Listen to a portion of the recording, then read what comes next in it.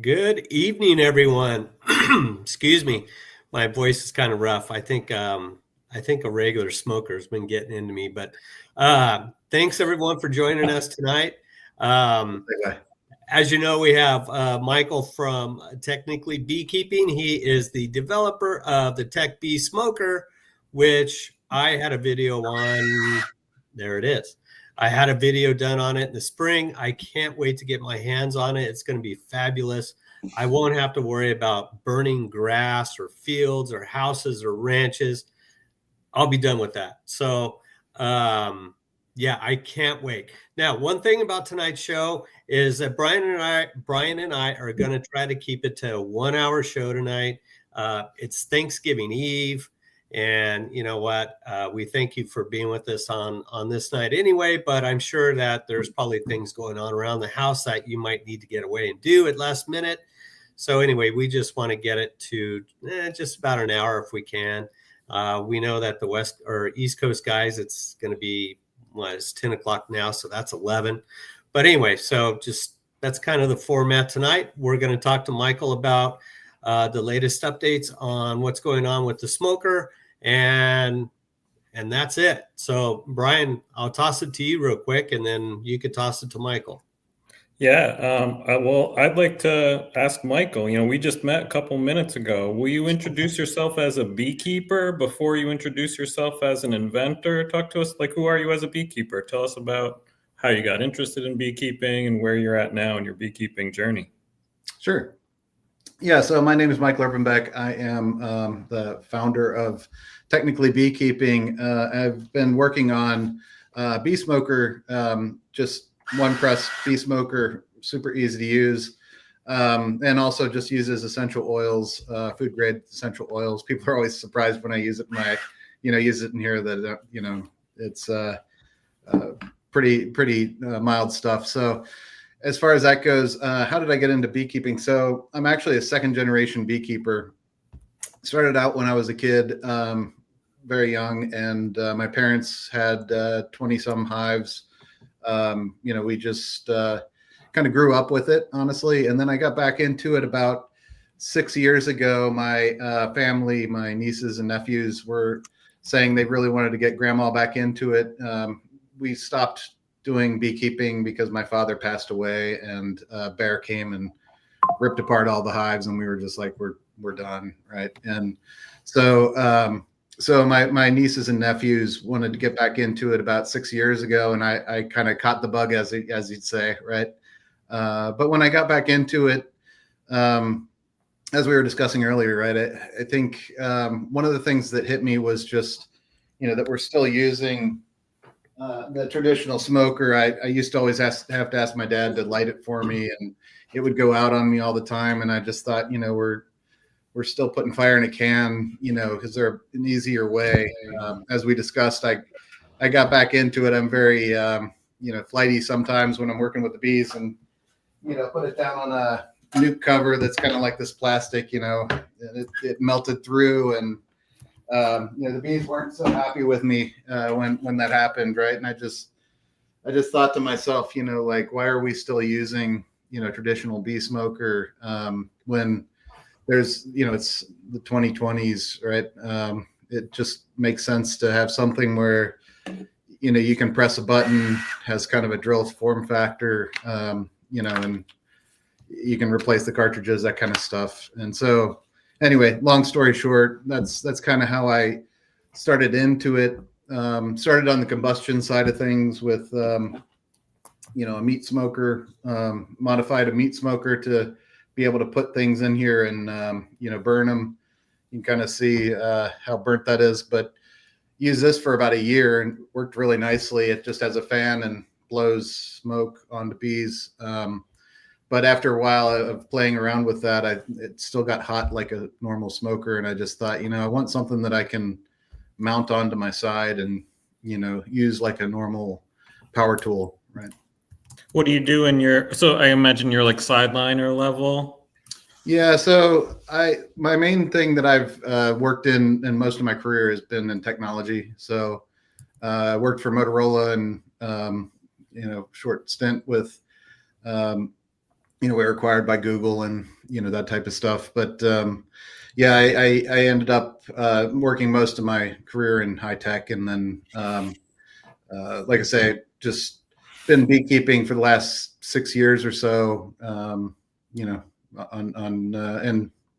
like I say, it's been a lot of fun just working on inventing this. In the last year or so, I've been working with beekeepers where, I started talking about it on my channel, on my YouTube channel, and, finally hit the publish button where I'm like, nervous because I'm thinking, oh, I'm going to get a lot of anger from people that are very traditional, and everything. And people were really great about it. Honestly, they were really excited about it, which was pretty amazing. Honestly, I expected, to be honest, I estimated that probably about 70% of the people, or maybe even just 50%, would be like angry comments and that type of thing. And I've barely gotten more than one or two over the entire time, right, of people that are just traditionalists that are just like, no, this is a bad idea. But overall, like it's been amazing.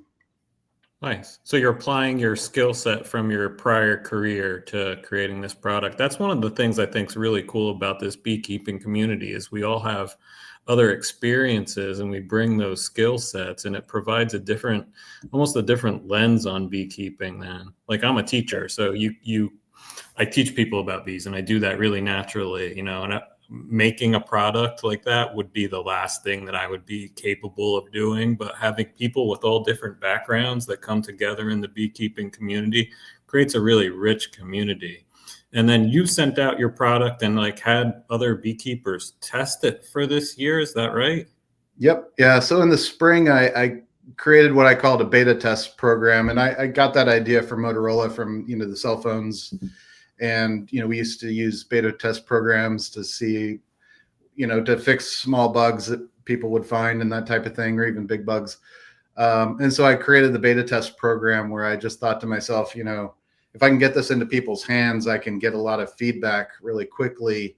Yeah. That way, when I sell it, it'll be pretty battle tested. Right. Sure. And so it's been amazing the amount of feedback that I've gotten, everything from, the feedback of using a drill battery, rather than, using, regular standard batteries that insert into it, to, the shape of the shape of it, to, how the size of the tank. The earlier sizes of these tanks were really small, and I've gotten a lot of feedback from that. So yeah, I started in the spring just opening it up, and I had over 100 people within 2 weeks sign up. And so I actually shut it down as pretty quickly, because I'm like, I certainly can't get to over 100 people. And so far I've had about 45 beta testers try it out, all over the country, even other countries as well, but all over the country, which has been really, it's been great too, because it's also being tried on a lot of different bees, right? Like Chicago bees, they're probably going to be more mild than some of the Texas bees that, are pretty hot. Right. So Sure. Good to also kind of know that it's not just working on my bees. Right. Yeah. Hey, Charlie. Hey, Charlie. Hey, Charlie. Hey, everyone. That was a bad link, Todd. Huh? The link that you sent me was bad. You're kidding. Yeah. Oh, it's the same one I sent Brian and Michael. Well, you're on, so Yeah, no worries. And I got it pinned on the YouTube side. So That's how I got it in. That's how I got in. So I think it's there. I don't see it now. Oh, there it is. Okay. Yeah. So Michael, where are you at as far as well, I know you're way over goal, but unit numbers, all that. What are all the numbers? I know everything's good. You're talking about the Kickstarter? Correct. Yeah. Yeah. So I started a Kickstarter like 2 weeks ago, I think it was. And in 19 minutes, we actually got to our goal, which was really cool.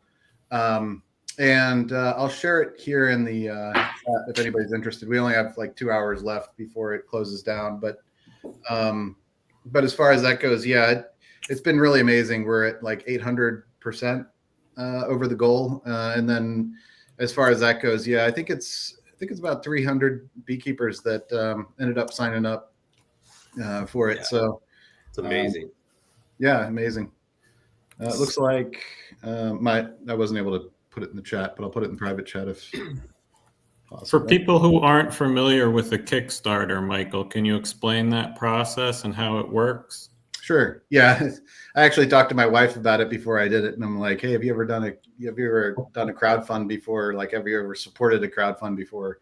And she's like, "No, I've never even heard of Indiegogo or Kickstarter." So, so it's not something I expect a lot of people to know what it is. So, yeah, as far as that goes, rather than going on to like a Shopify site or going on to Amazon or eBay, which is considered like an e-commerce site, right? Which means you go there, you buy it, and 2 weeks later, or like a week later, a couple days later, you get it in the mail, right?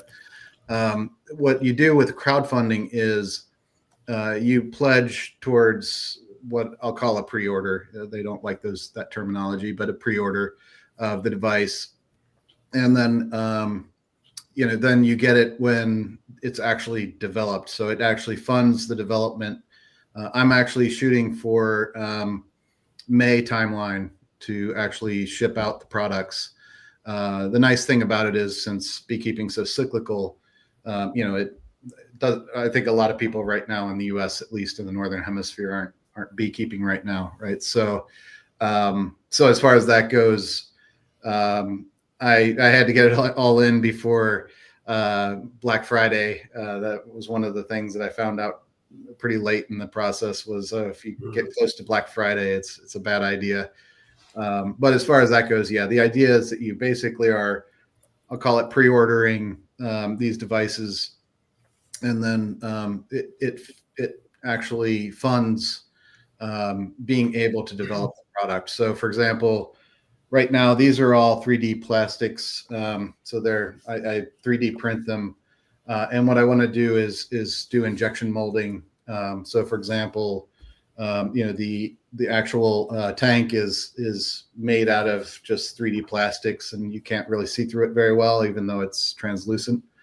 So I want to make this out of actually ABS, in order to, like if you drop this, in the bee yard, it would be more solid, and that type of thing. So in order to do that, you need to build tooling that can do the injection molding.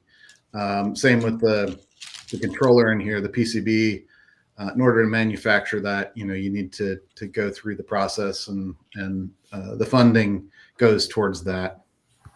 So you've put a lot of money of your own into kind of evolving this product to get to the point, and then the Kickstarter is to help from the inventor's perspective, correct me if I'm wrong, to help you finalize that production cost and kind of test the waters a little bit to see if there's demand in the market for a product like that. Would that be the two purposes mainly?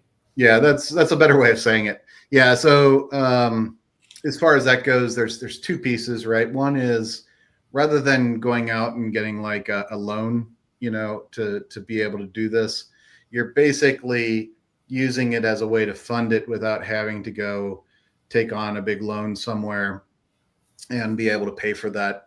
And you do it through this pre-ordering process, right? And then the second part of it is, like you're saying, you're also taking less risk, because as an example, with this product, if only like 5 people had bought it, I could just basically refund them the money, walk away, and just say, okay, well, that didn't work out, right?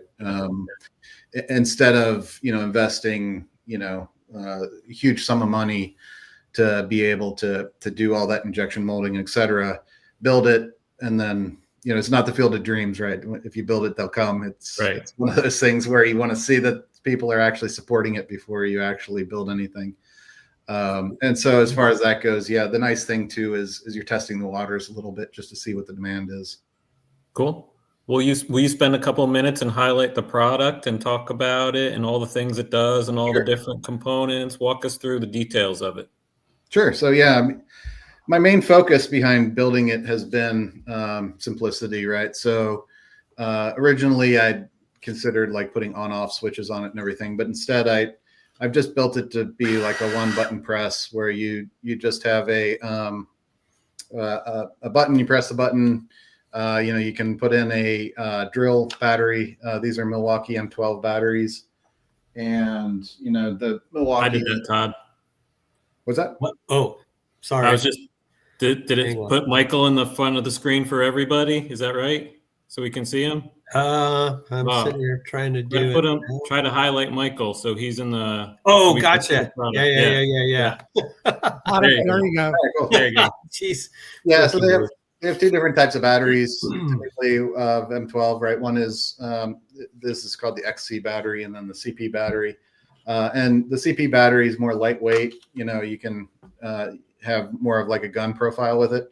Mm-hmm. And then the XC is more like normal drill battery where it's got a platform. I think a lot of people like the platform because you can put it on sort of uneven surfaces without it falling over, like frames on the top of the hive. So as far as that goes, the nice thing too is it's a more heavyweight battery. But like I say, some people like the smaller one, some people like the heavier weight one. And then what I've done is I started out with like I say, I started out building just working on combustion based ones, went to vaporization, using food grade mineral oils. This is an early prototype that's kind of embarrassing, but you can kind of see that it was an early prototype with the fan and being able to blow it out with a removable cartridge, right? And so from this, I kind of evolved on and on and on to bigger cartridges for this. And this is a 50 milliliter container, and you can just fill it from the top like a squirt gun. And originally, I started with building it just like this. And like I say, I kind of realized after working the bees with it a few times where I'm like, I like to, put the nozzle, in between the inner cover and the box, right? And then give the bees a puff and put the inner cover back down again oftentimes. So I ended up putting a nozzle on it just to be able to, do that same thing, to be able to have a little nozzle where I can do that.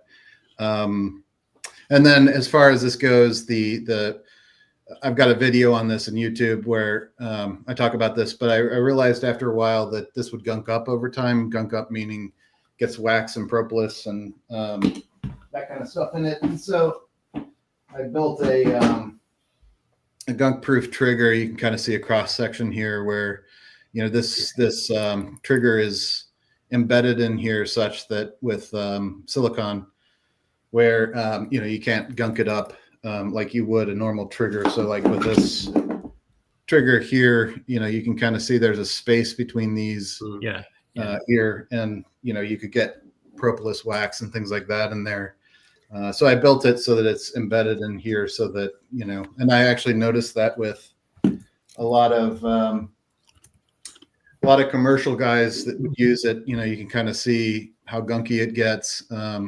And it always seems to get gunked in this area here, where the fingers hit, not so much in this part, but mostly in this area. So like I say, I ended up, kind of building this out to be, gunk proof. You can kind of see some gunk there already, right? And so just so that it over time, it doesn't like get locked in place and shoot out. And then beyond that, similar to, using this with a,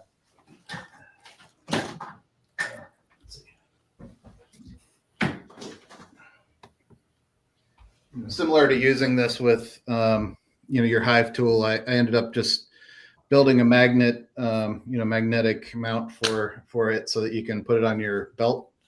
And cool. I think, Todd, you like this feature a lot, right? Yeah, I did. Excuse me. So those two black circles on either side are magnets. Yeah, so these are actually just washers. So they're not magnetic. They're ferrous, meaning like they attract magnets. Gotcha. So the and- magnets on the belt buckle thing. Yeah, because originally I did make these magnets, and then it kind of interferes with the fan, and so instead I made them just basically washers. Yeah, makes sense. This is the magnet, and it just attaches like a hive tool would, right? Yeah. Michael, quick question. So I see the vapor number that's on that unit. Did you notice a pattern? Because I think the one that worked the best for me was like M7, I think it was. Did you notice like maybe regions had one particular one that came up out, that shined the most as far as controlling the bees or pushing the bees down versus, another region where that one wouldn't work, but something else did? Did you notice anything like that from your data?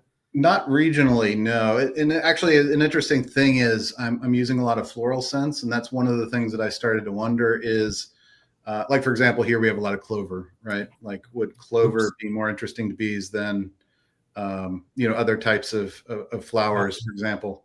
Yeah, sorry. Oh, no worries. But yeah, as far as that goes, I haven't found that so much. What I did find, which is really interesting, is beekeepers have very different motivations for why they're working the bees, right? And so you have, beekeepers that have very gentle, let's say buckfast bees. They go out, they use something like the M7 that you used, and they actually come back and say that was too rough on the bees, right? And then you give it to a commercial person or somebody that goes in for bee removal, because you go in for bee removal, you don't know the bees that you're working with, right? It's just what the luck of the draw. You just go in and whatever bees those are, they could be Africanized, they could be buckfast bees. You have no idea what they are, right? And so what I found was there's very differing motivations for what people want, and so some people are dealing with very hot bees, and they. I actually kind of think of it more like salsa, where, we may end up just having like a mild and a hot, meaning like, one is something that is a formulation that's very, for very easygoing bees. Because I did find what was interesting is, you give some of these formulations to people that have very calm bees. They're like, well, it excites them too much. I don't like that, right? And yeah, it works, but it excites them a little too much, and I don't like that. You give it to a commercial person, and they're like, oh yeah, that's what I need, because they're real rough with the bees, right? And they're just trying to get the job done as fast as they can. So, like I say, it's different motivations for different people, and so I think that's more so the case. I did see a comment on your on the latest video. There was a gentleman in the UK that had made a comment. When is this going to go international? I mean, maybe you don't want to say anything, but that's your goal, right? Yeah. My goal is to go international. What I need to do is I need to get distributors in different countries. So, for example, I talked to somebody 2 weeks ago from Canada that's a distributor, and that'll probably be my next place to go to is Canada. It just makes sense, right? Yeah. Going from the U.S. to Canada, especially Chicago being so close to Canada. But as far as that goes, yeah, I've gotten a lot of those comments, and I'm trying to make sure that I can give them the same deal that I'm giving people with the Kickstarter. If they signed up and, signed up for the VIB club and that type of stuff, just to make sure that they don't feel left out. But at the same time, for example, there's been a few people, it's surprising to me because there's actually been quite a few people that have found family members, and then they're going to have it shipped from their family members, and they've actually bought multiple units and that type of thing, which is really, really cool. Right. And actually, there's a lot of interest in Australia. Because of the same problems you're having, they're extremely interested in it. Same with the Colorado issue that you were talking about, Brian, offline. And so, as far as that goes, though, like I've started to deal with some of the people that are international, and they're like, well, but does it do 220 or does it do 240, and does it do, and it's like, I'm not ready to, to deal with all these different types of issues, and then customs. And so, like I say, a lot of those things, I think, so first reason that I did that was my liability attorney that I'm working with. She told me that, we don't really know international laws with this. So like, we know the US, but we don't know international laws. So just like start out with the US, sell it in the US, then we'll research all these other countries and, or work with somebody locally that knows, all those regulations and things. I mean, I've talked to some people in Europe, and obviously Europe is very regulated. It's, you got to be careful what you're going to be selling there. So, so as far as that goes, yeah, that's been, it's been one of the hardest things for me is so many people are so excited about it in other countries, but I kind of have to say, well, sorry, like, you're gonna have to wait because I'm just not set up to be able to do it right now. We have a comment here. Let me see if I can find it. So Brent says, get it going. But my question to you from this comment is, how hard is this to reverse engineer? I mean, there's got to be, you putting a lot of time into this and all the little knickknacks and getting around the corners of this and that have to be hard. Yeah. So there's a couple pieces to that. One is actually probably about 25% of my seed money that I've used has gone to patents. So patent applications. Now that being said, I'll just say there's countries that don't necessarily play by those rules very well. No. At least they won't until they have enough patents that it's advantageous to do it. But as far as that goes, I've got a lot of patent protection, actually a crazy amount of it that I've worked through. I used to work in the patent industry for a short time. So I actually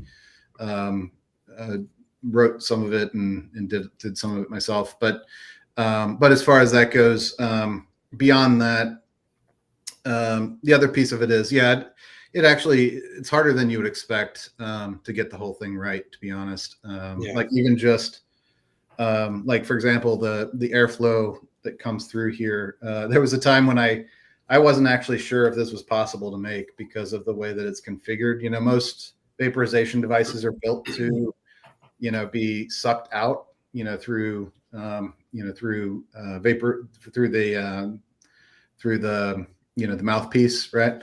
Yeah. And in this case, right, we're actually, not only are we shooting it out, but it's at an angle, in such a way that you're having to use, it's called a Venturian effect, where you pull it through, you're creating a low pressure in the center to pull out the vapor. And so as far as that goes, I mean, there's a lot of different details to it that are really kind of hard to get right. Now, that being said, like, could there be knockoffs where, people build something? Yeah. I mean, if you're successful, people try to copy you, right? Yeah, exactly. Okay. Yeah. Will you be hitting the conference circuit to market your product?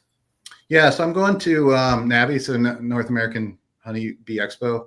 Cool. I was there last year as well, but I'll be there in January, and then I'm going to Midwest Honey Bee Expo as well up in Madison, Wisconsin. That one's a pretty short jaunt for me, which just makes a no-brainer. Good venue too. They're really good guys. And then I'm still trying to decide on a few more. Like, I know EAS is going to be in Louisville this year, which would be nice because I actually have family in Kentucky.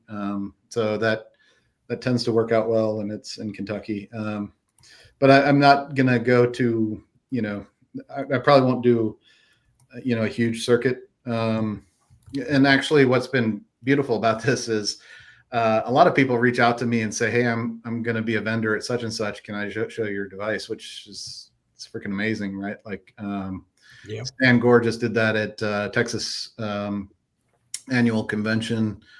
He took videos of people using it, and it's really cool.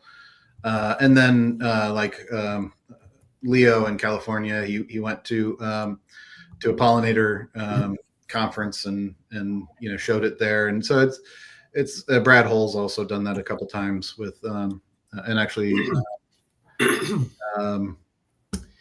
Hidden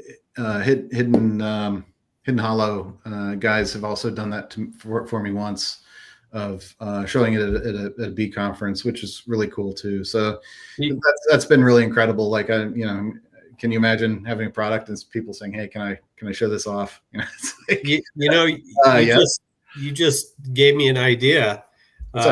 Maybe we could talk later. You could ship out a former version like the one I liked. Yeah. My oldest daughter's godfather needs 6,000 colonies for his almonds this year. Wow. And he's got like 4 or 5 beekeepers that come down from North and South Dakota. And wow. So, I could just run out there and, Oh yeah, that'd be cool. Just demo it. Yeah. Yeah, that'd be cool. Yeah. Actually, there's a guy that also he's going to be going to the almond groves with one of these devices as well. He's also it's going to be nice because it's going to be I think it's late December, early January timeframe, which in the US is pretty rare that anybody's really doing much with bees, right? So that's pretty cool. But yeah, definitely. I can shoot videos for you. You could put them on your channel, whatever. I mean, we could talk later, but that's just getting the word out more and more. Yeah, no, that's awesome. And I want to say, I don't know if you know, Rocky Mountain Bee Supply has been a vendor at the Bee Expo. Gosh, I don't know about every year, but almost every year. And a lot of what they do, they're from Colorado as well. And a lot of what they're doing is looking for products to bring back to their store. I definitely recommend having a conversation with them. They're great folks. And I know 2 other store owners in Colorado that I'll make sure stop by your booth and have a conversation. Because I know Colorado beekeepers. I know this one gal who lives up in Conifer. She will not light a smoker if there is a fire ban. She'll suit herself up like she's going to war and not light a smoker because she's worried because she lives in the forest, right? So yeah. It's such a product that has potential for the dry West. It's definitely meeting a need to maybe not every beekeeper, but certain beekeepers that do cutouts, beekeepers that live in a really dry environment. I think would really appreciate a product that they can count on. Maybe beekeepers that struggle to light their smokers and keep them lit even. No names. That would be me. So I think there's definitely a market out there for a product like this, for sure. Oh, yeah. And Brian, I've talked with Rocky Mountain. So they actually were across from me at North American Bee Expo. So they had to deal with we have smoke coming out of every area, and they got to breathe in all the smoke from all that for a while. Yeah, they're great folks. Dolly, she's reached out to me a few times. She's awesome. And yeah, we've talked about maybe they could be a dealer, in the future. And it sounds like they've got it. They're pretty good in that area, right? And so but yeah, as far as what I'll call the demographics, the people that kind of come out of the woodwork, as far as the biggest populations of people that have reached out to me about things that they're trying to solve. I started this, you asked me earlier about my motivation. I just started it because I thought, well, I just want to be able to press a button, between meetings, just go out, work my bees without having to wait for a smoker to cool down, that type of thing. Just more of a busyness factor type of thing. But it's been kind of interesting because, as you've said, right, there's a lot of, we've talked a lot on this call already about sort of the arid conditions. It started to kind of kick up where people from Australia, California, Texas, they started reaching out to me, and I'm like, okay, there's a pattern here, right? That there's something weird going on with these places, and then it was like, oh, that's because they're arid regions. But like you say, when I went to bee shows, what was funny is people that do removals started to really kind of, be really super interested, and they've made really good beta testers because they're working bees on a day-to-day basis. They're busy. They want something that they can just charge and go out and work it. And, one of the things you don't think about is, you don't want to go into somebody's house and light a smoker. First off, it's going to make the house smell like smoke. But the second is that you could burn down the house. There's a lot of liability to it. And there's a lot of removal people who say, yeah, I won't even consider starting a smoker in somebody's house. Right. One of the guys in Texas, he just worked on a cathedral. Right. And it's like, yeah, well, how quickly would your business go bankrupt if you burnt down a cathedral? Right. Regardless how much insurance you have. So anyway, they have a very unique problem. But the other one that kind of came out of the woodwork that I didn't realize even was people that have asthma, people that have breathing issues, COPD, and then people that have arthritis. So, working with bellows all day, you don't think about it, but you're constantly puffing it. And if you have arthritis in your hands, or you have, maybe a hand injury, or, you have some other thing going on with your hands, you're just losing strength in your hand, and you can't do that all day. Right. And you just want to be able to press a button. Right? That's another one that has come out of nowhere for me. Right. And so, like you say, it's not really just as simple as, well, just learn how to use a smoker and, you'll figure it out.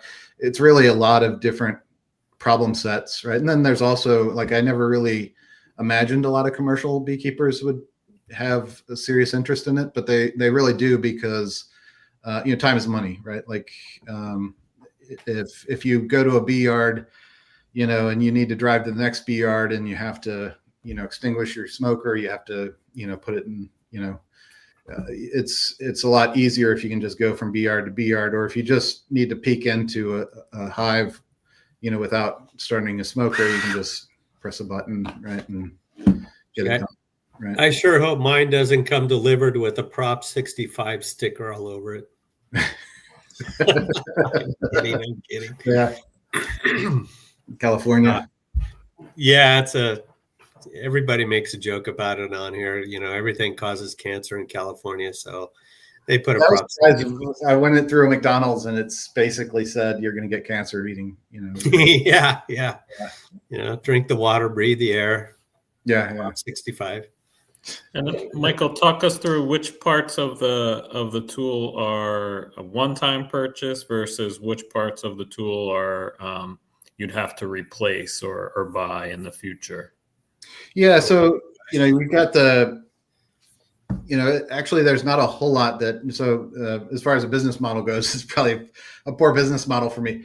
But as far as this goes, yeah, there's the rechargeable batteries. I actually intentionally used the M12 Milwaukee batteries for two reasons. One is because I think a lot of beekeepers do a lot of woodworking, and a lot of beekeepers already have these sitting around. Yep. So you don't have to buy them from me, right? Is the main thing. And so if you already have M12 Milwaukee batteries, it saves you money. You can just buy the rest of this. And as far as this goes, it's rechargeable, which means you can just bring a couple of these out to the bee yard and, just swap them out if so this will last a long time. Second thing is the fuel. So, there's obviously the tank. The tank's a one-time purchase. It's not, a lot of times people will say, oh, it's a cartridge, it's disposable, right? And I'm like, no, it's refillable, right? You just refill it on the top. And as far as that goes, yeah, as far as this goes, it's a one-time purchase. As far as the device, it's a one-time purchase. As far as there's a case that goes with it, that's one-time purchase for the for the magnet and all that stuff. The fuel is 50 milliliters, goes about 115 hive inspections is kind of where we're, some people have done more with it, some people have done less. It depends on how quickly you inspect your hive, but in general, yeah, we're getting about 115 out of one tank. And so when you calculate that out for, a backyard beekeeper that has 2 hives, 4 hives, that's more than you'd do in a year, right? Inspecting every 2 weeks. So you're not coming back to me for fuel anytime soon. I'll just put it that way. So, again, like a bad business model, but good for you guys. And also, people have said, well, you're competing with hay, right? So, as far as that goes, you buy the fuel, you'll probably be set for a year or 2 if you're a backyard beekeeper. If you're a commercial guy, you're going to be buying much more fuel. But then, the other thing is there is actually a coil in here inside of the device, and that'll have to be replaced occasionally. I've actually used a silicon coil, which just means there's a silicon wick inside of there. I know it's probably sounds very technical, but typical vaporization devices use cotton wicks. And so I've gone to kind of great lengths to use ceramic wicks because first off, they last longer. They last about 3 to 4 times as long. Secondly, they're pretty much burn proof, meaning like the actual coil itself, the metallic coil will actually break before, the wick would burn. Right. And so as far as that goes, even if you run out of fuel, it's, you're not going to end up with it. When you have a cotton wick, the cotton can actually burn. And then what ends up happening with cotton wick is it becomes less capable of, so like if you ran the thing dry and it had cotton wick, it would start to burn the cotton wick, and then it would become less absorbent. It wouldn't work as well. So with the ceramic coil, the ceramic wick and ceramic coil, it allows for longer use. And so I'm trying to gauge how long that'll last. I still haven't really calculated that out, to be honest. But again, I'm just trying to make it so that it, I know beekeepers, right? And they want something that's going to last for a long time, and that they don't have to fuss with too much. So I like the little the opening where you can add the liquid to it. Super easy to do. What's it like to replace that coil? So this screws off this front nozzle, and then you put a new coil in there, and then you screw it back on again. Okay. Yeah. So someone like me who's not handy at all could do it really easily. Yeah, pretty much. Okay. Yeah, and we're also working on trying to make it as easy as possible. Like right now, this is just machined again. Like this comes back to needing to do the crowdfunding in order to pay for actual, mass produced components. Yeah. But this piece here, right now, I consider this to be a little slick, so it is a little hard to get it unscrewed. So we're working on like how do we, so I've actually gotten involved with a design company recently to get this to be more of a production ready type of device. Because I'm, I like to tinker, but I'm not. There's a lot with the manufacturing process that I don't understand. So as far as that goes, we're trying to make it so that it's super simple to screw in. The back part too, we're keying it, which means that we're making it so it can only go in one way, so you can't put it in the wrong way, that type of thing. Sure. There's a lot of sort of design details that somebody reached out to me a couple of weeks ago, and they're like, well, what design details have you done for for your device? That I'm like, dude, how long do you got, right? There's a lot that went into this, right? But anyway. So you talked about guys with Milwaukee batteries. Yeah. Sorry, must be all the burlap that I've been burning the last couple of weeks. That's a good thing. I need to pay you for that comment. Yeah, right. What about the guys that have the Robbie vaporizers or the InstaVapes? They're using DeWalt batteries. What about those guys? Is there going to be a design that comes out eventually where, I don't know, I mean, I'm just talking out from nowhere, just an adapter that can plug into that handle where then you could slide a battery into it? I mean, so as far as this goes, I looked at a lot of different batteries. Actually, I have a YouTube on this, but I looked at a lot of different battery styles and how to make this. And so the reason that I went with this first reason was I needed 12 volts. This works out well for that. But the second reason is that the form factor for this is really nice in that, if you want a small battery, you can have a small battery, you put it in this, but if you want to convert it, right, this is a DeWalt converter, right? Now, I'm not saying that this is how it's going to be in the future, but this is just what I bought off Amazon, right? I can go grab the DeWalt if you want and show you it running, but anyway, a 20 volt DeWalt would slide into here. And so, like I say, the reason that I like the M12 is that there's converters for just about everything on the planet. Okay.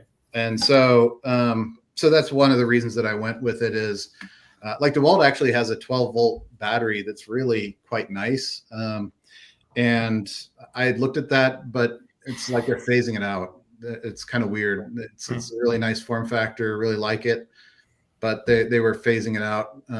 And so as far as that goes, the reason that I do it is because, if you don't have the M12, you can probably convert to just about, And let me tell you, you're really benefiting on timing because a lot of beekeepers already have the cordless oxalic acid vaporizer and have invested in those batteries if they didn't already have them in their wood shop. So a lot of times that was the big, can I really afford this? That's a really big added cost. And for a lot of us, we've already incurred that added cost. So that doesn't really apply to your product if we have those.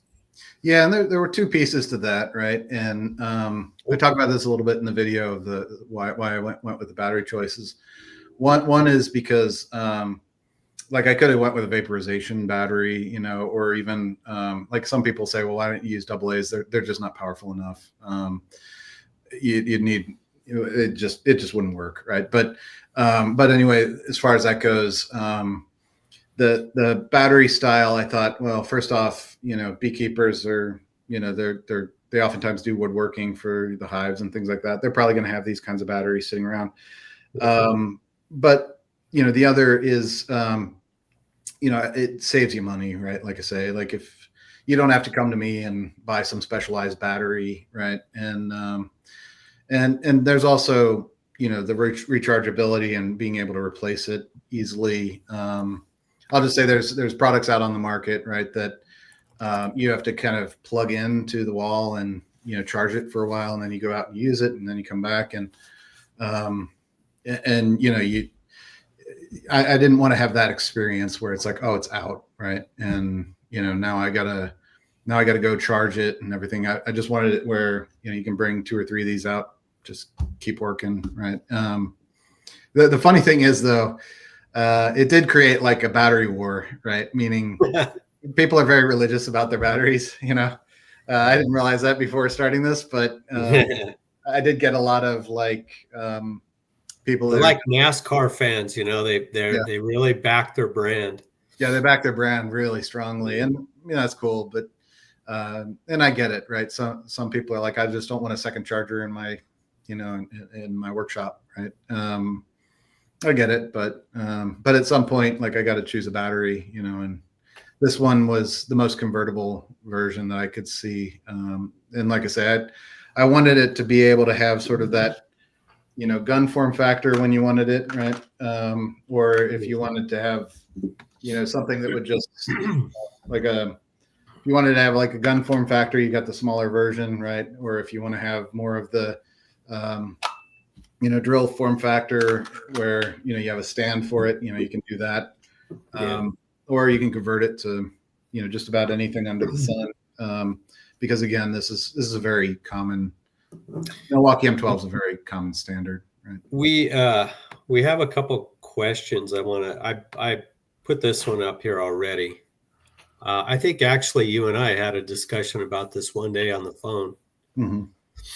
So so the OA concept, I've actually so actually when I came out with my first video on this, on the battery, actually. Janos from Instant Vape, he reached out to me from Hungary, right? And which was crazy because he's all of a sudden I get this, all of a sudden I get this WhatsApp message and it's like, hey, you have a minute to talk. And so I talked to him. He was super helpful with, he's like, I love the product, and have you considered this? Have you considered that? And, the interchangeable batteries. And so he helped me a lot out in the beginning. Long story short, I would like to in time, maybe Janos would be interested in working with me on it, but work on, basically a tank that would be able to do vaporization of oxalic acid, right? Either directly or, you can, similar to a oxalic acid drip, right? You can also just mix it with vegetable glycerin, and then you could vaporize it potentially. But again, that's kind of, just me thinking about something I haven't done a whole lot of experimenting with. There's also, actually, Todd, you had told me a little bit about this early on. There's some good papers like the 30 essential oils against varroa mites. There's a lot of different papers that scientists have done on different essential oils that either kill or ward away varroa mite. And like peppermint oil is one that's very good. There's manuka oil, there's linseed oil. I forgot. I think cinnamon was on there. I think carrot oil, which I'd never heard of, was on there. Yeah. And they had total like 2-hour kill rates, like 100% kill rates. Yeah. I was like, wow, in 2 hours. Yeah.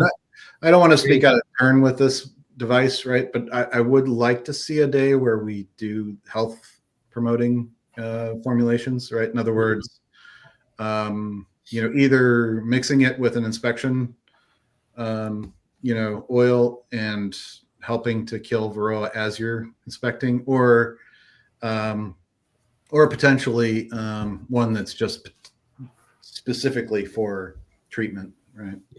But again, I'm kind of speaking out of turn with that. I haven't done a whole lot with it. One guy has been using oregano oil. I created a formulation for him using oregano oil, and oregano oil is pretty good with against varroa mite. Vaporized. There's a good study on it. And so he says he's getting good mite washes out of it, but again, like this isn't a scientific study. I don't want to make it sound like, we've invented something here. It's just something we've been playing around with. And Darren has a question here about, changes, what might come down the road. So what changes do I anticipate in the near future? And then what's the next version going to look like? I actually wonder, I've actually thought about maybe making like a pro version for removal specialists, meaning like one that is specifically built for a removal professional, just because I've gotten so much interest from removal professionals, and then also commercial, beekeepers. I think that some of the problems that they deal with are a little different. Like, for example, being able to push bees out of a space, is a little different than trying to calm them for an inspection. And so, like, let's say you have a cavity in a wall, or you have a cavity in a tree, and you're trying to push them out of that space. And then also treating the area afterwards, after you've removed the bees, that type of thing. So I think that might be an interesting segue. Like you said about the oxalic acid, I think that might be an interesting one to explore as well. And then, I kind of see this as a platform, honestly. And what I mean by platform is, I don't just see it as an inspection device, right? I see it as like a multi-use device for beekeepers, like we were talking about with, can you do stuff for varroa mite? Can you, like, one idea is with peppermint oil, it's really good about, like, a lot of people crush up peppermint candy and put it into their hives. Could we use peppermint oil around the hive, underneath the hive, where the small hive beetle likes to breed, right? There might be things to do with like what I'll call a pest pod, right, where we try to get rid of, because one of the funny things with the beta testers in the South is I tease them sometimes that they're actually small hive beetle keepers, not beekeepers. I watch their videos sometimes, and it's like, oh my God, you got more small hive beetle in there than you do bees. And it's just so rampant down there that it's pretty awful. Actually, that was one of the comments some Australians said to me too, is small hive beetle is really, really nasty in Australia, like next level. Wow. And in certain parts of Australia, they were saying. And so, like in Chicago, yeah, they're a nuisance, right? Especially if you have a weak hive that you haven't been taken care of. Like, you'll have some small hive beetle occasionally, but nothing like what I see in some of the videos down south and warmer, right? My question is with the M12 battery, there's like a 1.5 amp hour, 3 amp hour. What's the minimum amp hour battery should you get for that thing? They all work. But yeah, I think it really depends on the person, because you have to realize, like, when you use a 2 amp hour battery, it's going to be lighter, right? Versus like 4 amp hour, basically all they do is they kind of double the size of the battery typically. So there's no minute. I guess what I'm saying is, like on Larabi's vaporizers, there's a minimum battery, amp hour battery. So you don't really have a minimum on your. Right. Yeah. And I've seen that with. I'm looking at, a starter kit that's like you have the ones, like you say, with a bigger battery, like a foot battery. And then you got the one that's more cylindrical, where you just shove it up in there. Yeah. That type, which comes in several different, amps, 1, 2, and 3 amp hour batteries and stuff. They'll all work. It's mostly. I mean, I know you can set it up there, but my experience with a regular common drill is you set it up on this battery and then it likes to fall over. So right. I always lay it on the side, and I figure, and it also looks like to me, for me, the smaller based battery that you did, the 3.0, you just shove it up in there, and it's like you say, it's more like a pistol grip. And I look for me to either put it in my, your product isn't hot, so you can put it in your pocket on your bee suit. Yeah, you could, or whatever, and or you could lay it down flat on another hive next door or something like that. Actually, a lot of the guys in Texas, I think they're like me. They actually want to have a holster for it. Well, actually, you know what? I thought about that. I like that idea. I could see Charlie out there with the holster. That'd be I'm trying to figure out how to do gun guards around here so I can actually flip it, like a gun. Matt Dillon, the beekeeper. Put it in there. And hey, so Michael, I have a perfect idea.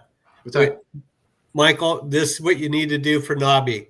You get Charlie a cowboy hat, you get him a little vest and some chaps and a holster, and let him walk around. I guarantee you'll get orders. Well, he's going to need a badge, and he's going to call himself the sheriff. Yeah, you have to have 2 of them, right? You're walking around like. No, not the sheriff. I'm the marshal. I'm Marshal Matt Dillon.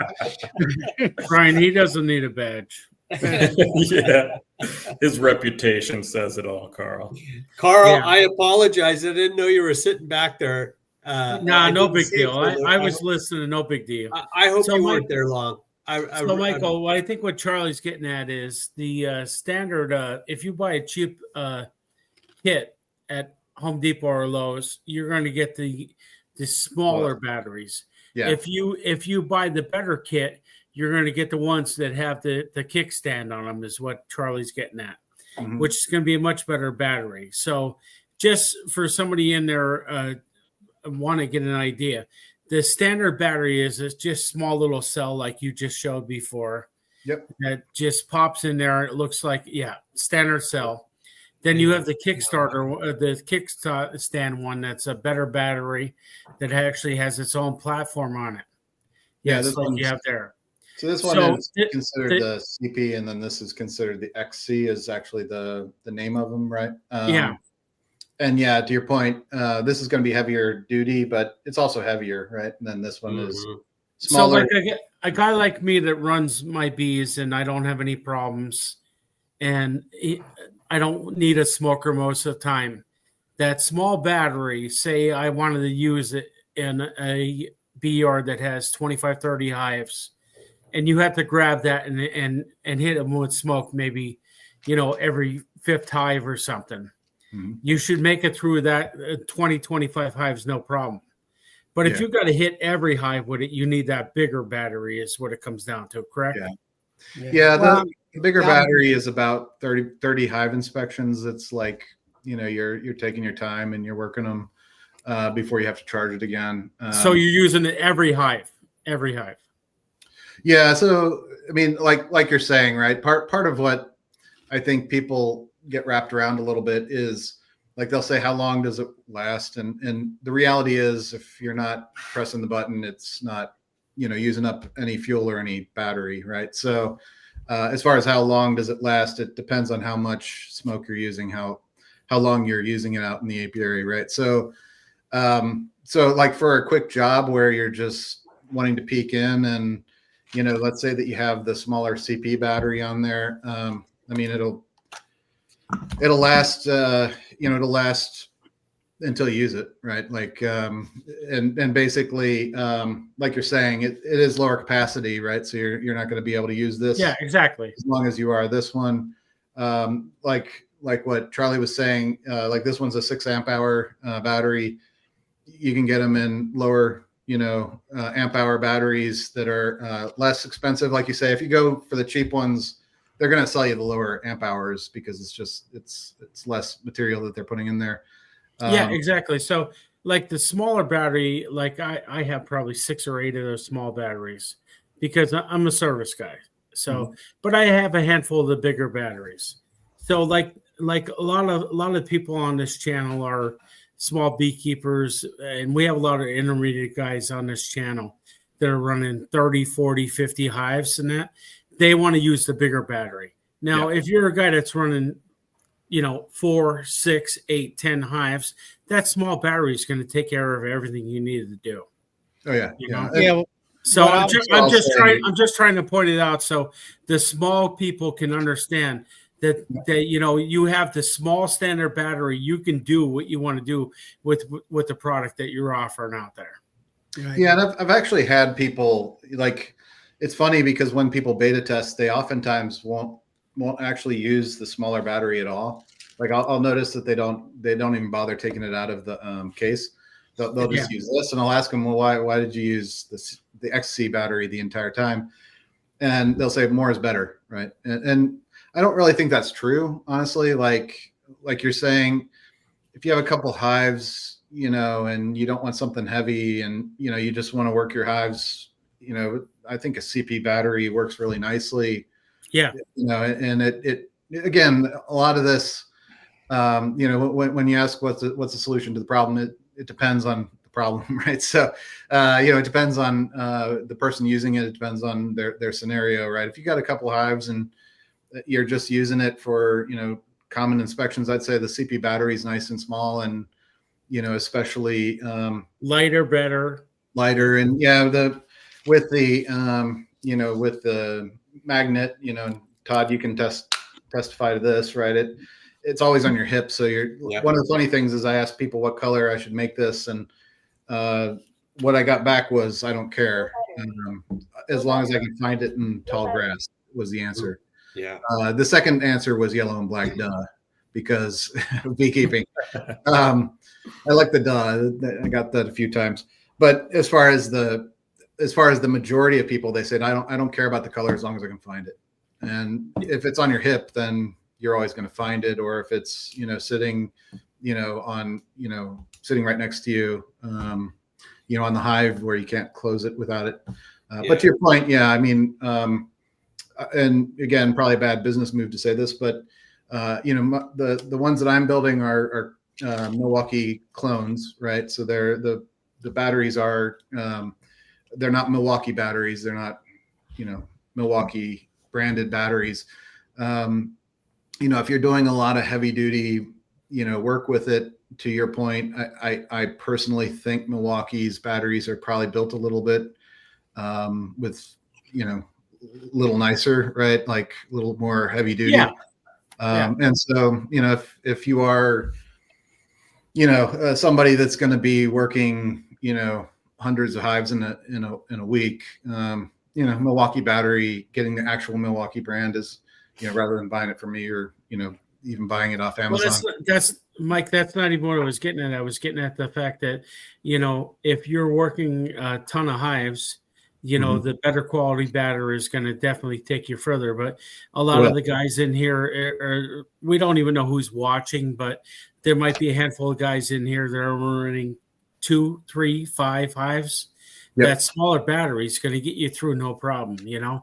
Exactly. Guys like Todd and Brian and Charlie. Charlie's running 25 hives, so he can get away with probably a smaller battery even himself.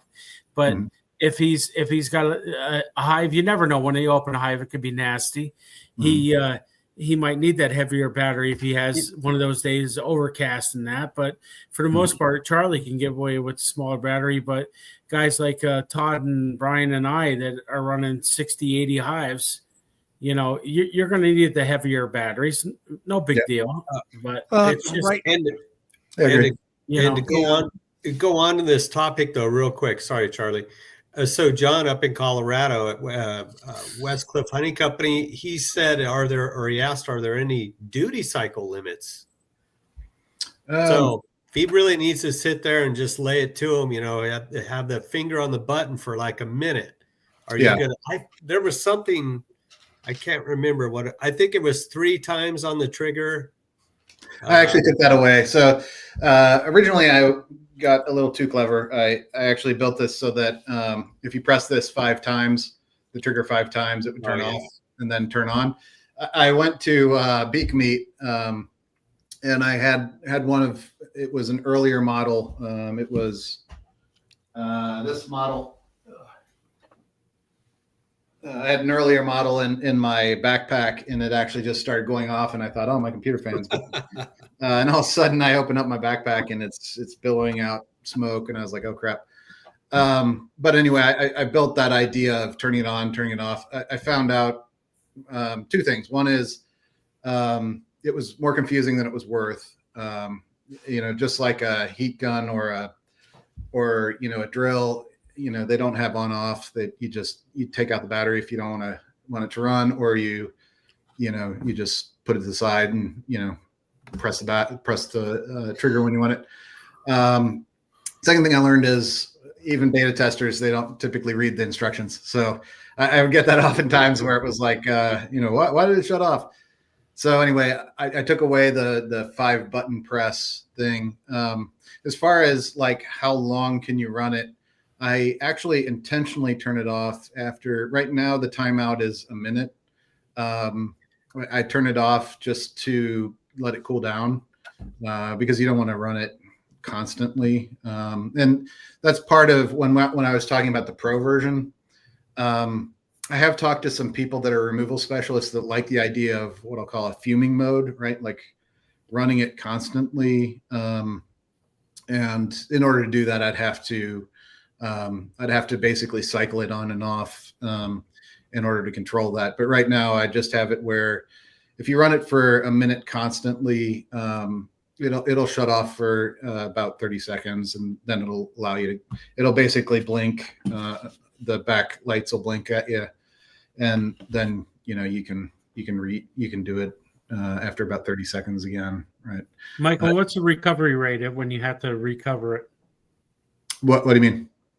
Say if it's sitting there just sitting steady, and you pick it up, what's the recovery rate? Does it instantly vape, or do you have to? Yeah, so it just instantly goes. Yeah. All right. So there's not a recovery rate. It's no. like, it's instantaneous. But to your point, yeah. I originally was, when I was designing it, I was trying to see how quickly I could get, get the smoke out. I didn't want it to be something where you had to, like a lot of fog machines, you actually have to turn on and then a heating element. Yeah, exactly. That's what I was getting at. Yeah, this doesn't have that. It actually is instant on. It uses what's called a sub-ohm coil that heats up instantly as soon as you press the button.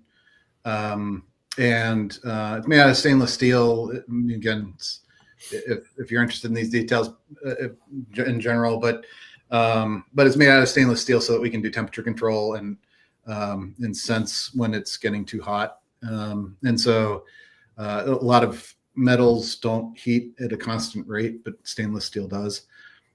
So that's just kind of one of those details that we've been working through to make sure it's safe. And, well, the reason I asked that question is because, like I said, a lot of times I have calm bees and I can work through 12, 14 hives, not have a single issue. And then all of a sudden, look out, your ass is on fire.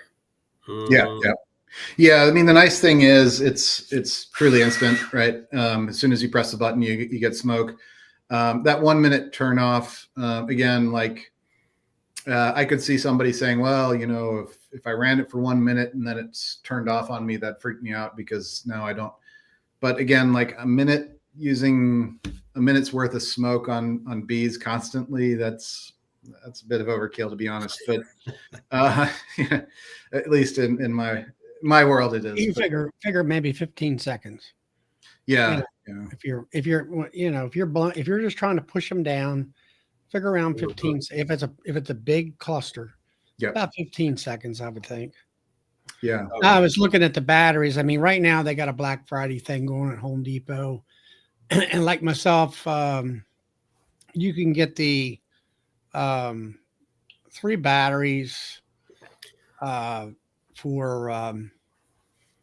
it's a 4.0 and 2 3s and a battery charge for like $198 and all that. So I thought that was, pretty good. Pretty good deal. Were you one of the beta testers, Charlie? Huh? Were you a beta tester? No, I was not. No. Okay, so Todd was. It sounds like Darren in the chats were. Going to put you on the spot a little bit, Michael, and ask them, how well does it work? We didn't even talk about that. Does it move bees like regular smoke in a smoker does? Todd, Darren, other people that have been beta testers, what do you guys say about how the product works? Oh, all around, not only the ease of it, but the ease on my mind. Those are the 2 big things for me because of the weeds that I'm in. But when you use it and you spray them down, just a real quick thing across the frames, it moves them pretty good. So now, it moves bees like you want them to. Correct. Now I was using different. So Michael was starting with when he sent me the smoker, he had 4 different scents. And so I'm guessing he sent different ones to different beta testers so he could gather all this data on which one worked the best. Well, I happen to have, I had one that really moved him down, and I was like, oh, this is great, and it kept them down. It didn't, they didn't just disappear between the frames and then come back up all gangbusters, 30 seconds later. They just kind of stayed down. They're like, okay, you could have that space. I give up, and they're down between the frames. And then we had Michael from 21st Bees frames, and he actually did a live on my show, and he pulled different cartridges and put them on, and you could see, how fast the bees would go down. Some cartridges were slower, some were faster. Yeah, what's interesting is, and I try not to make any illusions on this, right? Because I think a lot of people, when they see this, when they see you press a button and the smoke comes out, bees don't react to the visual aspect of smoke. So when I first started with this, I actually started with a fog machine, and I brought the fog machine out and I used it on the bees and no scent on it, right? they just looked up at me like, what's going on? Right? And they did absolutely nothing. Right. Actually, it was kind of depressing because I was like, oh, well, can I figure this out? Because there's more smoke here than a smoker does, right? And the bees aren't reacting at all. And then I realized it was actually the smells that the bees are reacting to, right? So they're very smell focused, and so that's a big piece of it. I'd say developing the device is actually probably the easier part over building the formulations, the smoke smells with using food grade essential oils, right? And so I've got different components that have floral smells, different ones that have smoky smells. I just sent a new one out to 2 people in South Carolina a week ago. They're testing it now, and there's one that doesn't do anything. I would have thought it would have, but it doesn't do anything with the bees. And then there's one that works great. Right? Did you ever figure out pine needle oil? Yeah, so I have Galloway Light. So let's be frank, he actually extracted pine needle oil into a liquid, and so we've been testing with that as well. And what's interesting is if you've ever heard of Hive Bomb, there was a product back in the 50s, 60s where it was an aerosol can, and they used hardwood tars. And he has a patent on it where he talks about his key ingredient is hardwood tar, right? And so it's been kind of an interesting one because there is a smell that the bees are keying into with smoke, right? And so I've gotten a couple of different essential oils that the bees are reacting well to, and I'll disclose all that. When we get further along. I don't want to talk about it too much when the beta testers are still testing, right? But as far as those pieces goes, there's floral smells that distract the bees. There's also smells that they just don't like that repel the bees. There's some that calm the bees. Yeah, the song about Alice where they say some make you bigger, some make you smaller. That's what it always feels like. But really what I'm trying to get at is the behaviors that we want out of the bees. And for an inspection, really what you want is you want to calm them. You want to drive them off of the frames. And here, I'll share with you this video. It's kind of a recent video from South Carolina. I probably can't put it. I'll put it in the private chat, and maybe one of you guys can put it in the comments. I don't think I can put put that in the comments myself, but you want me to go ahead and share it? Can I go ahead and share it? Okay. Yeah. But that's just a video showing 3 different essential oils that we're using versus the traditional smoker to drive the bees down and keep them down longer.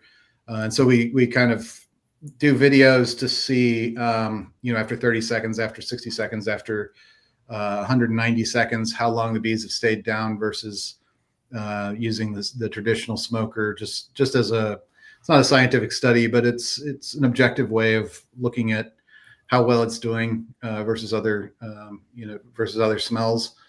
And so yeah, that's been probably one of the biggest, hardest problems is figuring out the smells that the bees are reacting to, and it's kind of reverse engineering. Like I can't tell you how many scientific studies I've read on calming bees, on repelling bees, on and then also even just what the components of all right, I'm going to ask the question. Sure. Is it smoking or token? What? I'm asking. I got to ask. I've never been a smoker, so yeah. Or a talker, so I got to ask. Has it been tried? No, my nephew wants to. He wants to bring it to a party. I'm just asking. Has anybody tried it? Because it's the big thing. It would now. work. I will say that if you want to put CBD oil in it. I'm just asking. It is the big thing now. Is maybe it will work. Maybe it save us all a lot of time and aggravation. I would change that uniform for Charlie and Nobby to like a tank top and flip flops and a big, sun hat. And Todd, I would love to see it. Your big straw hat. You might get stung more, but you wouldn't mind. There's some in this room that have experience, and they tell me it works great. Yeah. And I'm not naming names, but I got to tell you, I've never really been on that end. I'm a drinker. I'm sorry, but I've never been a toker, but I would love to try it one time. It's not legal though in my state. My question, with bees, the traditional smoker, you can get a negative smell in your honey if you overuse it. Is that a potential with Great your product question, Brian. as well? Oh yeah. Yeah. So as an example, if you overuse your smoker and you took uncapped, honey, and you basically what any smoke, vapor, or anything is, it's considered an aerosol. And what an aerosol is, it's just a fancy term for particles that are they're trapped in the air, right? So it could be liquid particles, or it could be solid particles. And when you're dealing with a smoker, it's a mix. A traditional smoker, it's a mix, right? You've got ash, and you've got tar, and you've got all these different types of things. As far as this smoker goes, it actually has the same. It's about 0.1 micrometer bigger as far as the particle sizes goes. So it's about the same size as smoke itself as far as the particles that come out of it. So it's really not a whole lot different than smoking your bees. But yeah, I mean, if you took some honey and you just went to town for minutes at a time, it's similar to, if you took a smoker and you did the same thing, you taste a little difference with the honey. So yeah, I mean, typically when we're working the bees, we're just, we're using it on the tops of the frames, and like you would in a normal inspection, right? I just noticed. Oh, go ahead, Brian. No, I was just thanking him for the answer. I just took a look at the time. It's starting to get a little late on the East Coast, and it looks like some people are starting to drop off now, and I get that. That's no problem. Michael, anybody interested right now obviously can order it. I mean, if they look at the replay of this, they can order it too.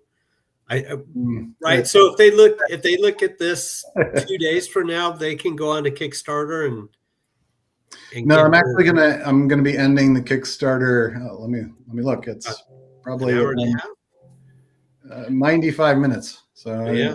I'm not trying to sell you anything. Just telling you. Hey, you know what? I don't get paid for this, and I'm going to be totally honest. This thing is a tool that you will not want to miss out on. I mean, it is amazing what this thing can do. It's a perfect smoker for every situation. Again, me, it's high, dry weeds in the summertime, and I'm scared to death to start a fire. And I'm in California, and you know what? There's fire. There's enough fires in California every summer. I don't want to add to that. And then on top of all of that, if I do burn someone's house down, I'm on the hook for that. So an investment in this smoker is way worth it to me. And that's just me. You guys do you. This is not a how-to video, right? Whatever Mike Berry says. It's not this. But I'm just saying, I can't wait to get mine in my hands. You know what, Todd? I got to be honest with you. With my wife that works bees with me every day, and if we hit a hive that erupts, she literally walks out of the bee yard. But yet, most of the time, like I said, we have calm bees. If that piece of equipment was there and the bees started going like that, and she could hit me with smoke or hit the hive with smoke and that, and calm them down, she could stay there. And then I wouldn't have 800 bees trying to attack me. It would be a great thing, Everybody hits that hive once in a while. It just erupts. Yeah, I had one. I'll be honest with you. Most of the time we go in the bee yard, we start with a lit smoker. But you know what? By the time we get 5 hives in, 8 hives in, that thing's sitting off to the side. And by the time we need it, it's either almost out or it is out. Yeah. And this is the answer. It is the answer. It really is the answer. It So is. thank you. Especially with a woman that's there that wants that quick answer. It's a good answer. It really is. So, Yeah, Like with I my was- wife as well, right? She, she would work the bees, but she doesn't like building a fire in a can, and like it just. Yeah, but the thing of it is, it takes you 15 to 20 minutes to get the darn Yeah. thing. If you're going to get it running properly, yeah. I could have been through 5 highs by the Yeah. time you get that thing lit. Yeah. Or when I'm putting on my insulation on the top and I got my little 1/4 inch piece of wood, I'm just wanting to put them down in the hole. All I need is 10 seconds, and then I could put the darn lid on, and it would save me more time. That's Yeah, why but Charlie, you're like me. You're running a business. When you get out there, it's the last minute. It's always the last minute. You're getting out there. You're diving in. It's like the 10th hour, and you don't have time to be starting a smoker and stuff. This is a quick answer. It really is. There might be some people out there that say, and I totally get where they're coming from. Like, oh, you guys are lazy. You don't want to, you don't want to build a fire in your fire can and blah, blah, blah. That has nothing to do with it. Everybody knows when you have a lot of hives, time is not on your side. You have to make time more easily gettable. And this is what that does. Instead of, like Charlie said, spending 15, 20 minutes messing with it in the beginning, which, yeah, you plan for that. But you know what? That's 15 or 20 minutes. You could have already been in some boxes. So That's not the only story, but we're all lazy, first of all, and we don't have enough time. So you hit both points. I mean, it's not that I don't want to do it. I mean, I don't have the time. Time's the killer. Yeah. And it's not always about laziness, but laziness is always part of it. So Yeah. Well, Brian, I'm gonna start slowing down. I just threw Michael's Technically Beekeeping YouTube channel link in the chat there. If you want to learn more about that product, it sounds like there's a lot of videos on there that show the process of the testing and everything, so you can educate yourself to see if it's the right product for you.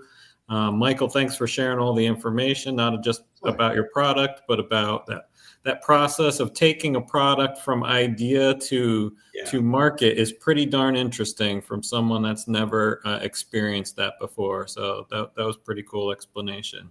Oh, thank you. Yeah, and like you're saying, right? I'm just a beekeeper trying to make things easier, right? So, and I'm actually a really poor salesman. So Brian, when you said, is there anybody who's tested it? That's one of the beautiful things is like at the Bee Expo last year, Rodney was there, who had been sort of the first beta tester, him and his wife, and I actually just stepped back and said, "What do you think?" And he talked their ears off, and I'm just sitting at the side, right? And Todd, you've been amazing as far as like telling people your experience, and like I say, it's a journey, and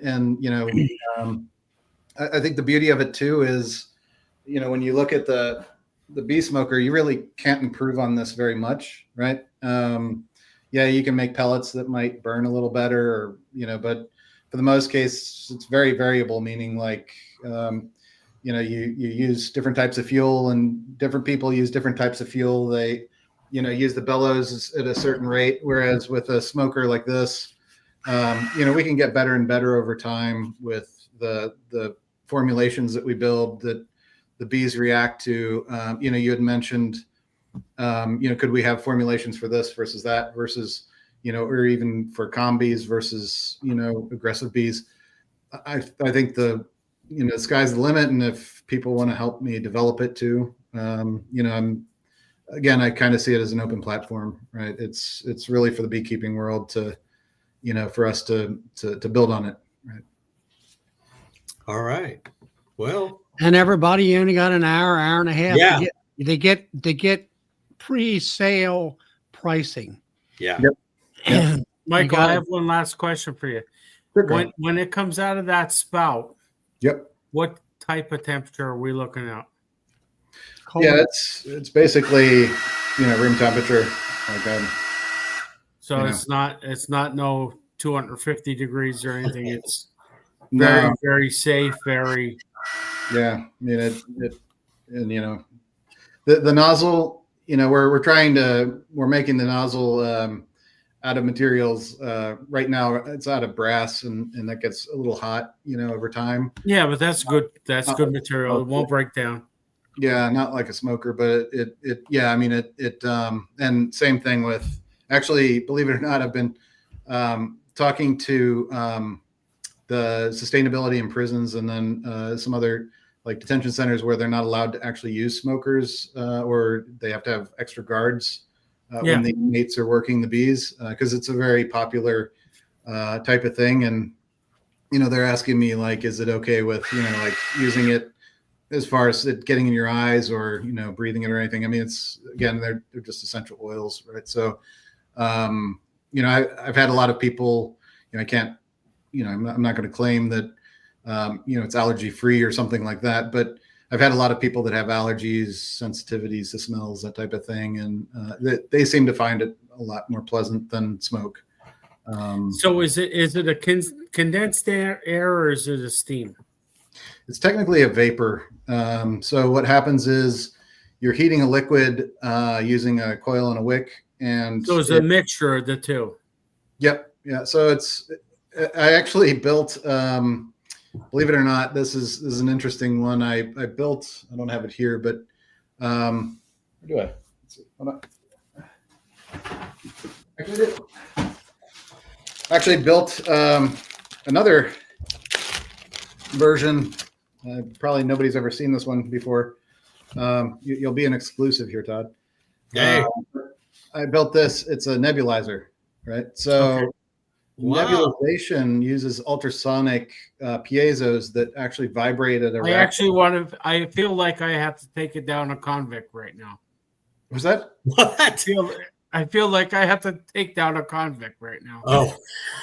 It looks like a taser. Like I'm gonna tase him and take him out or something. Sorry, Michael. Does that operate right now, Michael? Yeah. So it's not a lot of, but this is actually nebulized. So this actually has water in it. And so as far as this goes, I think it might also have some interesting properties. Like I actually use this with, and again, this isn't what I'm selling right now, just to be clear, but something you're working on. Something I'm working on, but like, for example, I've used sugar water with this, where, you know, you're able to nebulize it onto the bees. You can't do that with vaporization. But again, like I kind of see it as a multi-purpose tool where, you know, in time we can build out different modules for different purposes. Nice. But anyway, with the ultrasonic, the actual particles that come out of this are bigger, right? Because it's a mist versus a vapor, right? And so the vapor is actually about the size of smoke. It's literally 0.1 micron micrometer bigger than smoke is. So that is cool. So as far as the vaporization, it's able to create much more dense, you know, vapor. Yeah. The reason that I would call it vapor is it has actually liquid particles that are stuck in air, right? Versus you know, this is also a liquid that's being stuck in air, but this one would be a better delivery system, I'd say, for you know, like you can actually, I've got a different, you can actually use piezos that are bigger, that actually do bigger nanometer particles, and if you wanted to spray them with something. So yeah, like if you're putting a package of bees into a hive, like you just got a package, should be awesome for that, you know? Yeah. Shake them down. Part of it is like, I think a lot of people think like the word spray is really not a good word for, you know, vaporization, because like, my hand's not wet, right? It's not sticky, it's not wet, it's just. Can I get that in a tranquilizer for my kids? I have actually had people say they want to use this on their cat, right? Just know, The hell with the cat. I'm talking kids. I got an 8 and 10-year-old I like to tranquilize. yeah, that would be the CBD oil. You, right? you know, it's upsetting that when the wife is in bed already, you know. Yeah. Oh, gosh. Well, on that Well, note, listen, Michael, don't give it up. I mean, keep going where you're going.